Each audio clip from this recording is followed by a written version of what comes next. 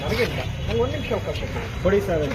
ಒಂದೇ ನಿಮಿಷ ಮಾತಾಡೋದು ಸರ್, ಈಗ ನೀವು ಮಾತಾಡಿರ್ತಕ್ಕಂಥ ಡಾಕ್ಟರ್ ಬಾಬಾ ಸಾಹೇಬ್ ಅಂಬೇಡ್ಕರ್ ಬಗ್ಗೆ ಮಾತಾಡಕ್ಕೆ ನಿಮ್ಗೆ ಏನು ಯೋಗ್ಯತೆ ಇದೆ ಸರ್? ಒಂದು ನಿಮಿಷ ನಿಮ್ಗೆ ಯೋಗ್ಯತೆ ಏನಿದೆ?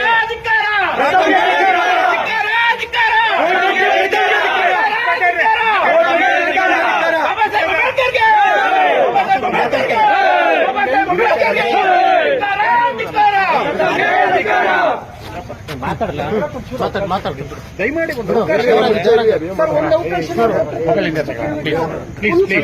ಆಯ್ತಾಯ್ತು. ಕೇಳಿಸ್ಕೊಳ್ಳಿ. ಚುಚ್ಚೋಕ್ ಬಂದವರೇ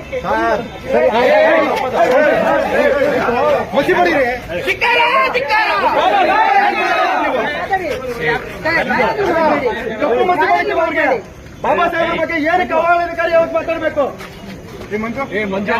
ಯಾಕೆ ಆವೇಶ? ಸ್ಟೇಷನ್ ಮುಂದೆ ಈ ತರ ಮಾಡೋದು ನೀವು?